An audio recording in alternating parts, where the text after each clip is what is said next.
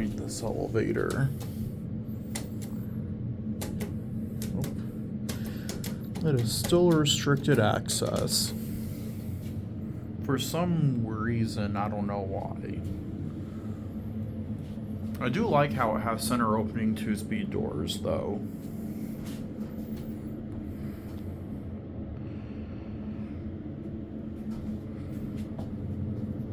We're gonna go ahead and just get back off.